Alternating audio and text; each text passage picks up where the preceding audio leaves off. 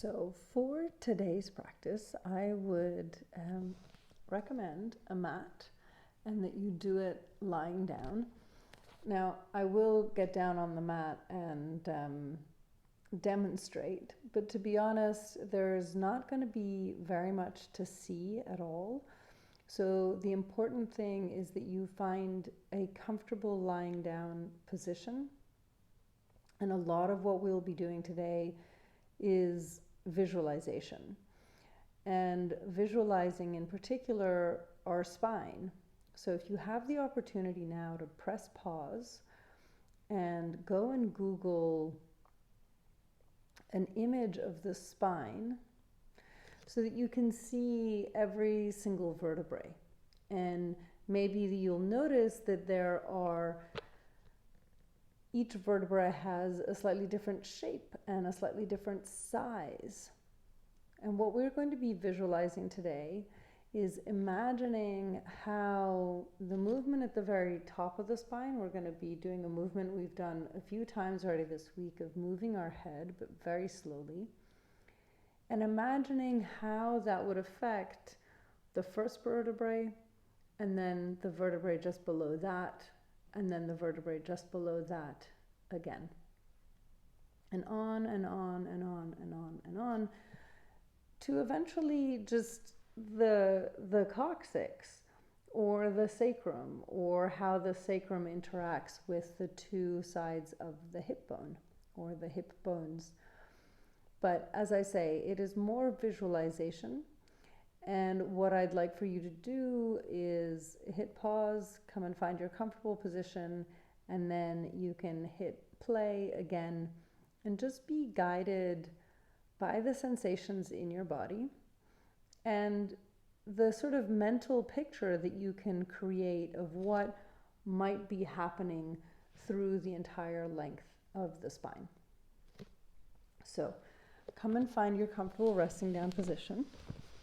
And I will do this too. I know you can't see them on screen all the way to the feet, but my knees are bent and my feet are resting on the floor. And then I'm allowing the knees to sort of knock in towards each other and touch each other so that the legs can completely relax. Once you have found your comfortable lying down position, come and check in. Tune in to how it feels right now in your body. And if you feel like you would like something underneath your shoulders or underneath your head, please go get any additional support that your body is telling you that it would want. Once you have found all the support that your body is asking for, take a few seconds and once again tune in. And at this point, beyond what before we acknowledged as comfort and any adjustments that might have needed in order to achieve comfort, I want you again now to tune into your breath, maybe your heartbeat.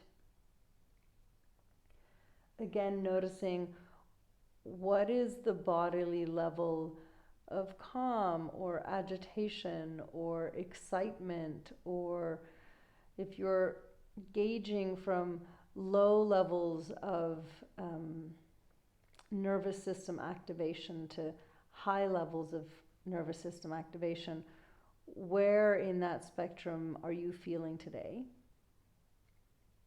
And then maybe is there an emotion tied to it? Because, for example, anxiety and excitement can both be very high levels, but they have a different flavor to them, right? In the same way that tiredness or depression might both be low levels, but again, they have a different flavor to them. So there's no good or bad in terms of whether you are high energy or low energy right now. There's also no good or bad in terms of what those flavors might be, but become precise to ascertain that there can be high levels of energy that have differences in them, in the same way that there can be neutral levels of energy that are very different in the way that they feel and taste in our body, and similar again in terms of low levels of energy can have very different feelings to them. And you might also want to gauge how tired you are, because very often we can be very tired physically, but mentally very ramped up. And so there's that too, of noticing that maybe there's a level of energy that is present in the body that is different from the level of energy that is present in the mind. And once you have measured each of these things and have a sense of where you are at today, physically, mentally, energetically, through your breath, go back to that image that you had in your mind or on your screen of the spine,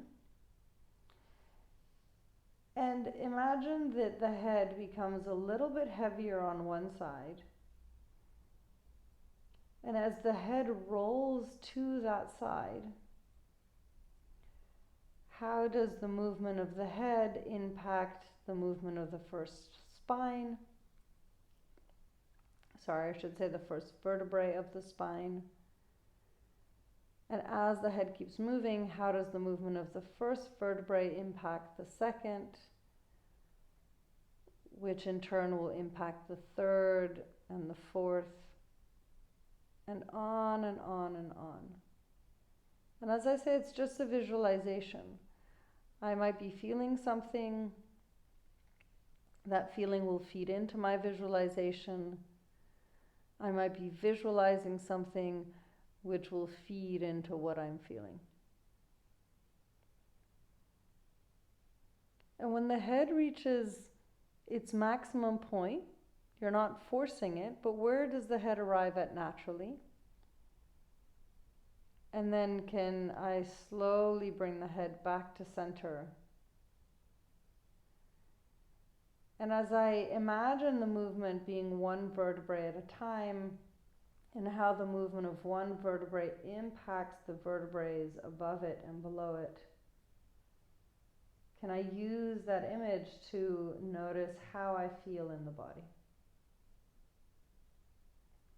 And when I get back to center, I do the same thing on the other side.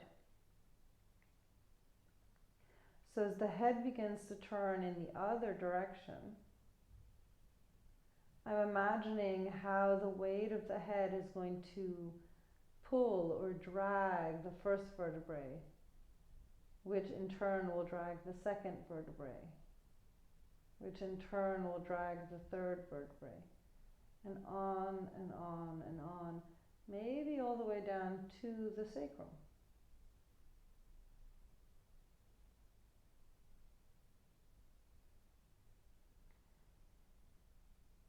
And again, it might be taking you longer or shorter than it's taking me to do these movements.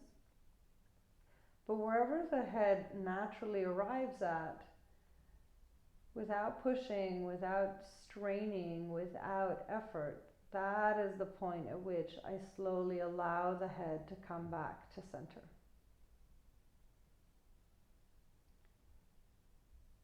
I personally love this very soft, subtle, embodied, somatic way of relating to my movement. And so while for the purposes of the recording, I might end up stopping the recording very shortly, for the purposes of your practice, you can keep on turning the head back and forth, one side to the other, with this visualization of the movement of the head having an impact on each individual vertebrae and the movement of each individual vertebrae having an impact on the vertebrae above it and below it.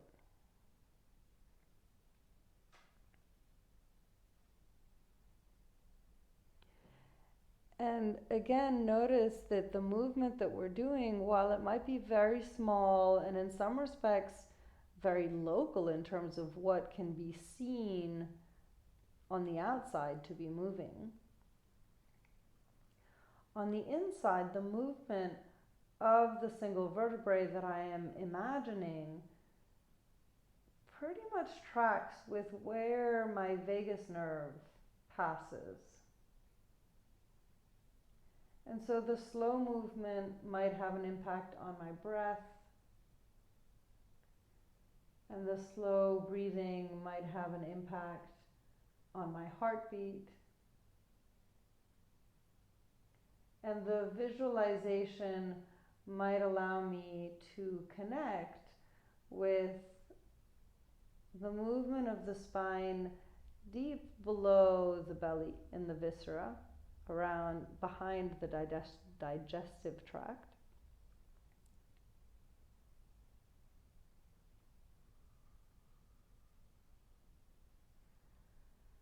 Which again might all be little signals that we can, with the movement, send to the body, send to the nervous system to slowly go towards a more parasympathetic, a part of the nervous system that is more connected to a state of rest and digest. So you can keep going for as long as you want. Make sure that you stop at the end and take some time to, again, just measure where you're at. You could, of course, do this in bed right before you go to sleep. It might be something that helps the body ease into sleep. So in that case, don't worry about gauging things at the end of the practice. But if you do have the opportunity to measure and feel the difference from the tune-in that you did right at the beginning to how you tune in and notice what you notice in your body at the end, it might be super, super helpful. Have a fabulous evening.